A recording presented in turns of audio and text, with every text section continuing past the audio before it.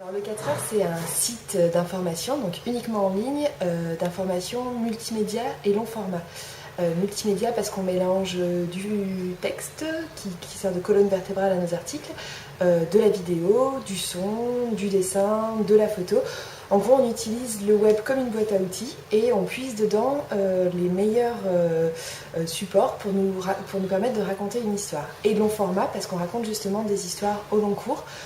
Sur des histoires qui demandent un petit quart d'heure, 20 minutes pour être lues. Ce sont des sujets de société, des articles qui vont traiter d'une thématique, d'un enjeu fort, à travers le parcours d'un ou deux personnages dont on va raconter une tranche de vie. Donc long à lire, c'est des articles qui prennent le parti d'aller un peu, de prendre le chemin inverse de ce qu'on voit sur le web au niveau de l'information en ce moment, c'est-à-dire beaucoup en quantité, des choses courtes, du flux.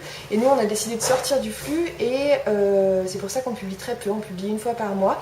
On publie ces histoires dans lesquelles on prend, avec l'ambition de prendre le lecteur par la main et de l'immerger dans un sujet de fond. Donc de sortir du bouillon pour gagner en contexte, en profondeur, parce que parfois on a le sentiment d'être surinformé, mais au final de ne pas en garder grand-chose. Et bien nous, on prend le parti de sélectionner et une histoire, un enjeu qu'on a vraiment envie de traiter en profondeur et de se donner le temps, nous journalistes, de vraiment le creuser et de demander au lecteur de prendre le temps de vraiment s'immerger dans cette histoire-là. C'est un site récent, hein. Ça a un peu plus de 2 ans. En fait, c'est né comme un projet étudiant. On nous a mis dans une salle, on nous a laissé quelques semaines en nous disant créer le média de vos rêves. Et du coup, le média de nos rêves, c'était du beau journalisme, du grand reportage, mais c'était aussi du web, parce qu'on est cette génération-là qui aime bidouiller, qui aime inventer, expérimenter. Donc du coup, les 4 heures, c'est à mi-chemin entre ce beau grand journalisme un peu traditionnel de reportage, d'immersion, de terrain, on va passer plusieurs mois avec une personne, on va vraiment essayer de plonger dans une histoire, un sujet. Et aussi le côté labo expérimental que nous donne le web. On essaie de provoquer la rencontre entre ces deux ambitions-là. Et donc oui, ça fait 2 ans qu'on fait marcher ce site. On en est à 33 sujets non format multimédia, je crois. D'accord. Donc oui, l'idée c'était de créer quelque chose qui n'existait pas ou peu sur la toile et ailleurs. Tout à fait. L'idée c'était de se donner un espace sur lequel on pouvait innover pour parler des choses qui nous semblaient importantes. Alors on est surtout sur des sujets de société en France. On va chercher la petite histoire qui raconte la grande. Là on vient de publier hier un sujet sur les coursiers à vélo et donc du coup c'est le portrait croisé de 2 coursiers à vélo.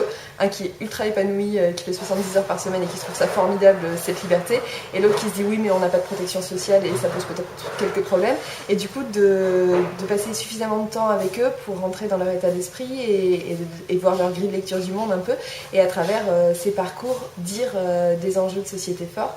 Et du coup là ce qui est rigolo c'est qu'il y a à la fois ce fond et à la fois la forme on va suivre un coursier à vélo avec une GoPro sur le casque dans les rues de Bordeaux. Enfin, on allie le ludique et l'agréable du multimédia et la profondeur de sujets de société. Donc ça peut être, je vous parle des coursiers à vélo, mais ça a été aussi une réfugiée LGBT ougandaise, des ouvrières normandes qui bataillent pour récupérer leur usine.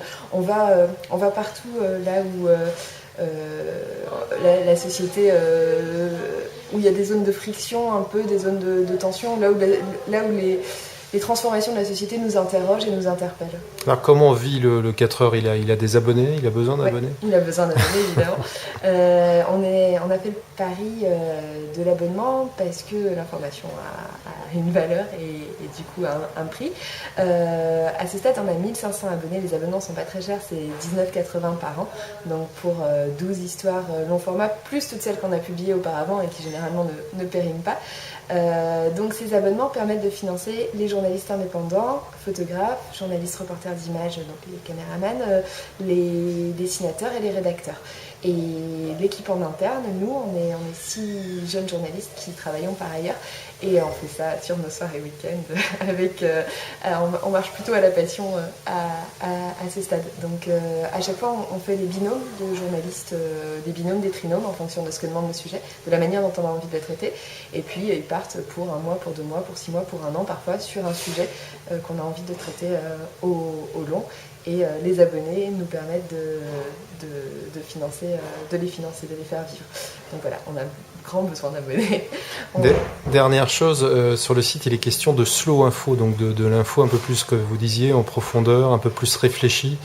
C'est devenu une nécessité ? Oui, on est convaincu que... On ne dit pas qu'il faut faire que ça. D'avoir de l'info de ce qui s'est passé le jour même, c'est important.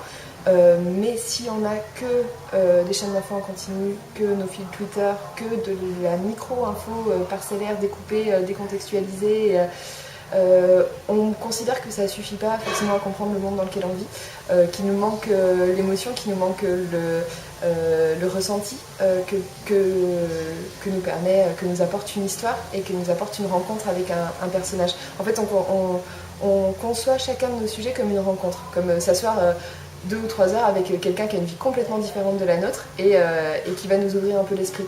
Et du coup, on a l'impression que ces rencontres sont importantes et que nos sujets nous donnent l'opportunité de ces rencontres pour comprendre la société dans laquelle on vit avec un peu plus de finesse que juste d'être, comme je le disais tout à l'heure, dans le flux, dans le bouillon d'infos qui passe très vite et qui ne nous laisse pas forcément grand-chose en termes de...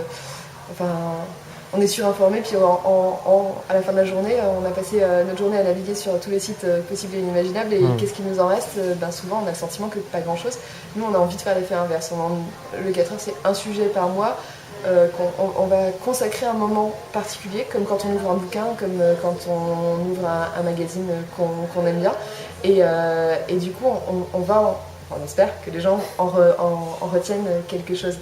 C'est un peu l'article qu'on a envie de raconter aux copains par rapport à la myriade d'articles qu'on aura. Et le 4 heures, justement, c'est plutôt goûter qu'on le raconte, ou ça vient d'où ce titre ? Alors c'était l'envie de trouver un nom qui corresponde à une autre temporalité de l'info. C'est pas le 20h, c'est pas la matinale, c'est le 4 heures, parce que justement il y a ce côté à la fois plaisir et à la fois un petit peu nécessaire quand même de prendre le temps de se poser, de ralentir, et du coup c'est cette temporalité-là, c'est ce moment-là qui pourrait paraître anodin et superflu, mais qui en fait l'est pas du tout, parce que on a aussi une identité peut-être très un peu naïve et un peu candide qu'on avait dans nos débuts, et bon, là on a fait des sujets assez lourds sur la prostitution, sur les réfugiés LGBT, donc on est peut-être un peu moins en phase avec cet état d'esprit là, mais voilà, ça fait écho aussi à la jeunesse du projet, et voilà, c'est au croisement de toutes ces identités là. D'accord, merci.